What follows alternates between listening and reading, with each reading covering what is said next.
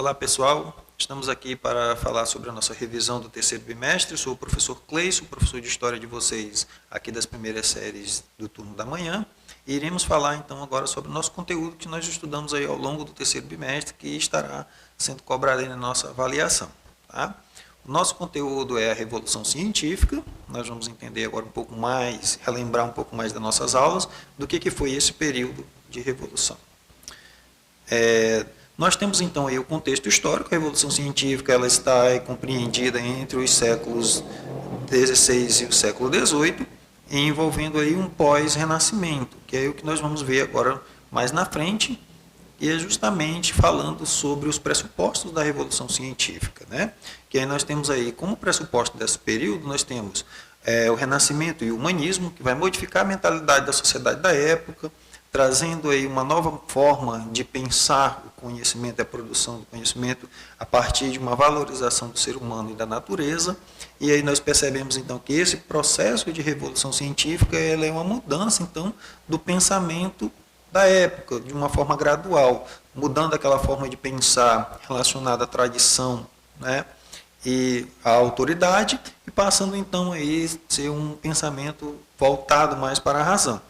Para isso, nós temos aí, então, a reforma protestante, que é um processo que nós vamos perceber que vai trazer aí um questionamento dos dogmas da igreja, né? Onde as igrejas passam a ser questionadas a partir do processo de reforma e enfraquecendo o monopólio da igreja sobre o conhecimento, sobre a produção de conhecimento.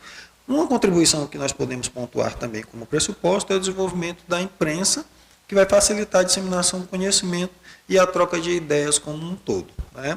Seguindo aqui mais na frente, nós vamos ter então o conceito do que seria esse processo de revolução, né? O conceito então de revolução científica, ele envolve então um período de transformação na compreensão de mundo e na busca por conhecimento, que vai ocorrer, como eu já falei anteriormente, no período aí que compreende o século XVI e o século XVIII, sobretudo concentrado na Europa. Então, o que é esse processo, né? Uma busca de transformação na maneira de compreender o mundo, considerando aí a razão, a racionalidade, e não mais aquela autoridade, e não mais aquela tradição da formulação do conhecimento como existia até então. Então, nós temos aí, então, uma nova forma de compreender, uma nova forma de explicação para os fenômenos que vão ocorrer aí no mundo. Desse modo, para que facilite, né, essa nova maneira de compreensão, nós precisamos, então, ter uma nova forma de produção de conhecimento e de validação desse conhecimento. Qual a nova forma que vai existir até então? A partir daí, um método científico, que é o que nós estamos vendo agora, então, que passa a tratar da compreensão dos diversos fenômenos, tanto naturais, humanos e filosóficos, por meio da razão, dos experimentos, da observação e hipótese. O resultado do método científico, que nós podemos pontuar, é o surgimento das teorias científicas, que vai se contrapor, então, ao método que era utilizado anteriormente, que para o conhecimento ter uma validade, ele tinha que passar, então, aí só pelo pressuposto da autoridade e da tradição, né? A Revolução Científica, então, inaugura esse método científico, o qual é utilizado até os dias de hoje. Como nós vimos, nós temos aí um período de pandemia e a gente percebeu que o surgimento das diversas vacinas, elas precisavam passar, então, aí por teste, por experimentações, verificação, então, aí da sua eficiência, da sua eficácia, e isso nada mais era do que a execução aí do método científico, né? Prosseguindo o nosso conteúdo, nós trazemos então aqui os objetivos da Revolução Científica, né? Podemos considerar como objetivos eliminar superstições e dogmas relacionados à tradição religiosa e trazer uma explicação fundamentada então aí na observação e na razão, né? Esses são os principais objetivos desse processo. Como principais representantes do processo de Revolução Científica, nós destacamos então aí alguns dos cientistas que vão ser considerados aí como pioneiros nesse processo, que é Isaac Newton, que vai defender a lei do movimento e a lei da gravitação universal. Vocês vão estudar mais, se aprofundar sobre esse cientista nas aulas de física. Nicolau Copérnico e Galileu Galilei.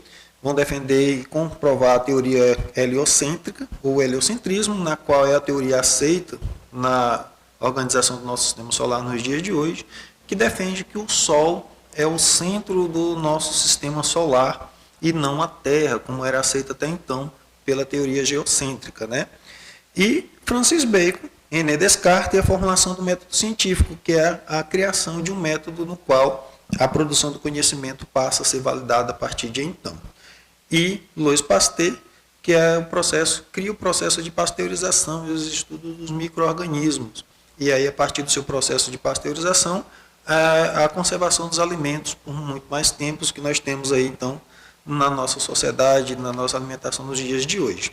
Então, gente, esse é o nosso conteúdo do terceiro bimestre. Eu espero que vocês tenham conseguido relembrar um pouco sobre o que nós estudamos e que dessa maneira vocês possam ter, então, uma boa prova, fazer uma boa avaliação, concentrado, pensando nas nossas aulas e a partir daí tirarem uma excelente nota, tá?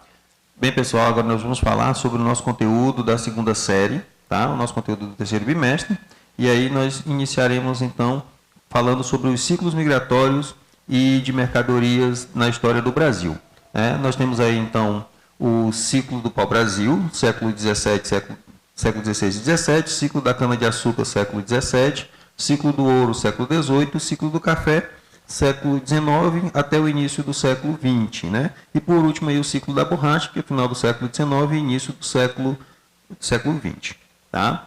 Nós vamos falar então, iniciamos aí falando sobre o pau-brasil, que é o local de extração do pau-brasil no início da colonização no litoral brasileiro, na Mata Atlântica, né? Sendo a principal atividade nos anos iniciais da colonização. A mão de obra utilizada na exploração do pau-brasil vai ser a mão de obra indígena, partindo aí da ideia do escambo, né, entre os indígenas e os colonizadores, né. Posteriormente, nós vamos ter, então, o ciclo da cana-de-açúcar no século XVII, né. A cana-de-açúcar vai ser o principal produto de exportação do Brasil durante aí, os períodos do século XVII. O local de concentração da produção já vai modificar. Ela vai agora estar localizada aí no Nordeste brasileiro e nesse período vai ter uma intensificação da introdução da mão de obra de pessoas escravizadas vindas da África. No entanto, essa escravização ela já teve início, né, desde ali do início da colonização, por volta de 1530, e a intensificação durante o período da cana-de-açúcar, da produção de cana-de-açúcar, já que essa mão de obra foi utilizada em larga escala. Diante disso, nós temos aí os dados do tráfico negreiro, que entre os séculos XVI e meados do século XIX, né, com o final do tráfico negreiro, vieram para o Brasil cerca de 4 milhões de africanos escravizados, entre homens, crianças, mulheres, né, e tornando o Brasil um dos principais países, né, do continente americano a utilizar a mão de obra escravizada em larga escala, comportando para o Brasil 1/3 de toda essa mão de obra escravizada que atravessaram o Atlântico. O nosso próximo ciclo econômico foi o ciclo do ouro, no século XVIII. Né? Há uma intensa exploração do ouro em Minas Gerais, e é a época em que a extração do ouro figurava como principal atividade econômica no período colonial. E aí a gente percebe, então, que já há um deslocamento, né, da produção econômica e também da população para essa região. Muitos escravizados vão sair do Nordeste e vão na direção de Minas Gerais na exploração do ouro, né? E a exploração do ouro vai ser responsável pela interiorização da colonização. Esse fluxo de pessoas vão ser atraído também do Portugal, do Rio de Janeiro e do Nordeste, né? Na exploração do ouro, nós vamos ter um incremento também das duas mãos de obras de forma escravizada, tanto de indígenas quanto de africanos, né?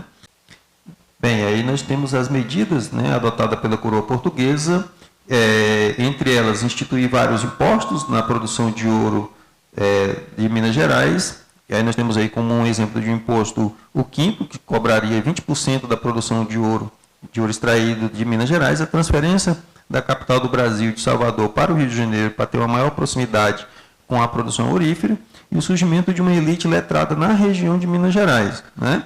E aí nós teremos aí uma frase que é uma repercussão tanto no Brasil como em Portugal e também na Inglaterra, né? O Eduardo Galeano ele traz uma frase que resume muito bem esse ciclo do ouro no Brasil, e a frase diz o seguinte: o ouro brasileiro deixa buracos no Brasil, templos em Portugal e fábricas na Inglaterra, né? Resumindo aí, o que representou esse ciclo do ouro para esses três países, né? Para o Brasil, enquanto fica o buraco da extração, da retirada dessa riqueza, né? Enriquecendo então Portugal e Inglaterra, que estão os maiores beneficiados com a nossa extração de ouro, tá? O nosso próximo ciclo econômico, vamos falar sobre o ciclo do café, século XIX até o início do século XX. Né? O café ele tem o seu começo na sua produção em 1727, quando chegaram ao país as primeiras mudas no Pará trazidas por estrangeiros. No entanto, somente a partir de 1870 é que ele vai ter o seu grande momento, né?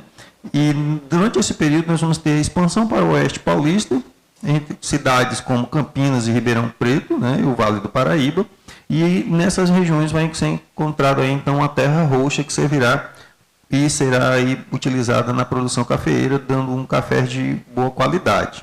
E aí nós temos então um crescimento da produção cafeeira e a mão de obra empregada nessa produção, sobretudo ali no final do século XIX, início do século XX, nós vamos ter a implementação da mão de obra de imigrantes, muito em decorrência do fim da escravização no Brasil em 1888. Né?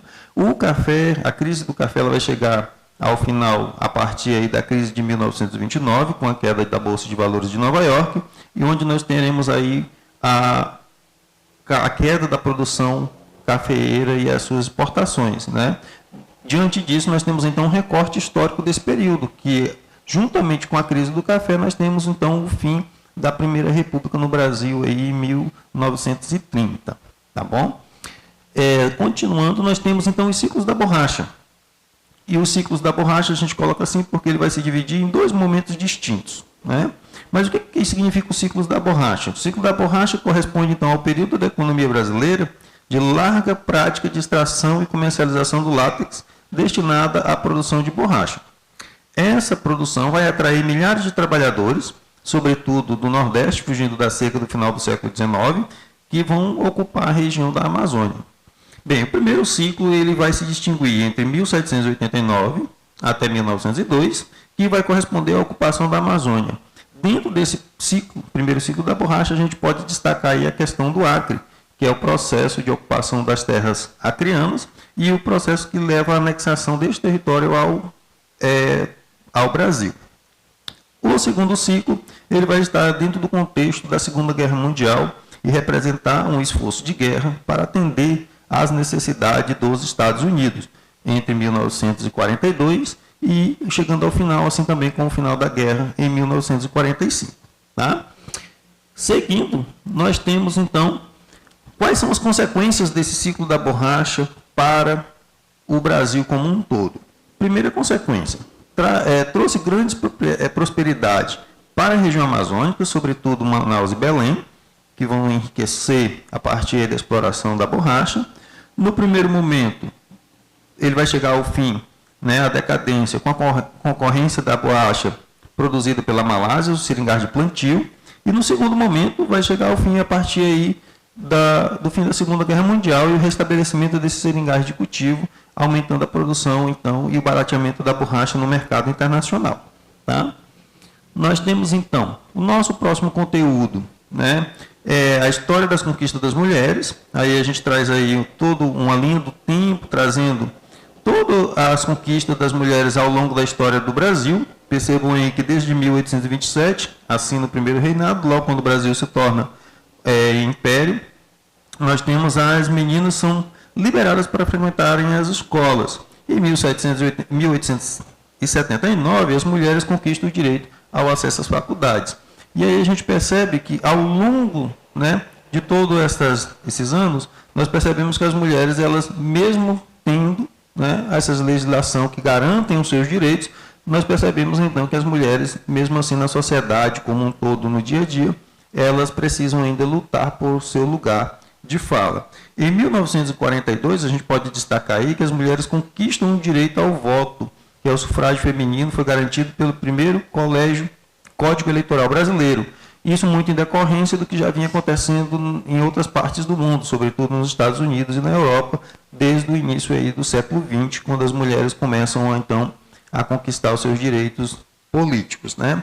Em 1962 é criado o Estatuto da Mulher Casada, né, onde as mulheres elas não precisavam mais da autorização dos maridos para trabalhar, né, têm absorvida pelo mercado de trabalho. E aí, prosseguindo, nós temos até a Constituição de 1988, que é a Constituição Federal, que passa a reconhecer as mulheres como iguais aos homens. É algo assim bastante, que nos chama bastante atenção, mas que, no entanto, ele consegue trazer aí uma igualdade, pelo menos perante a lei, entre homens e mulheres. Mas, mesmo assim, em 2002, a gente tem aí a norma que diz que a falta de virgindade deixa de ser motivo para anular o casamento, porque até então o marido ele poderia pedir a anulação do casamento caso ele constatasse que a sua esposa não fosse mais virgem na hora do matrimônio, né? E aí, por último, nós vamos ter aí os direitos mais recentes que as mulheres vão conquistar, que vai ser a partir de 2006. Nós temos é sancionada a Lei Maria da Penha, na qual combate a violência contra a mulher como um todo, a Lei 11.340 de 2006, e por último nós temos a Lei do Feminicídio, que é aprovada em 2015, Lei 13.104. O feminicídio é considerado como um crime de homicídio qualificado. 2018, a importunação sexual passa a ser considerado crime a partir da Lei 13.718.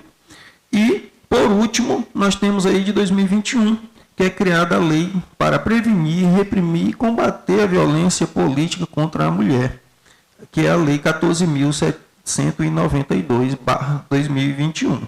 Então, diante de todas essas conquistas de direito pelas mulheres, nós podemos ainda verificar constantemente, né, ou que diariamente nos nossos telejornais, a ocorrência de feminicídios pelo Brasil, trazendo então aí que mesmo existindo leis, mesmo existindo normativa, as mulheres ainda lutam bastante para conquistar o seu espaço na nossa sociedade e que algumas vezes ainda sofrem ainda com preconceito nas instituições, com preconceito de gênero em toda a estrutura da sociedade brasileira. Tá? Esse aqui foi o nosso conteúdo do terceiro bimestre, tá? Da segunda série. Eu espero que vocês tenham aí compreendido de uma forma bastante simples, que vocês acompanhem esse vídeo, assistam quantas vezes vocês acharem que forem necessários e que vocês consigam, a partir de então, ter uma boa prova.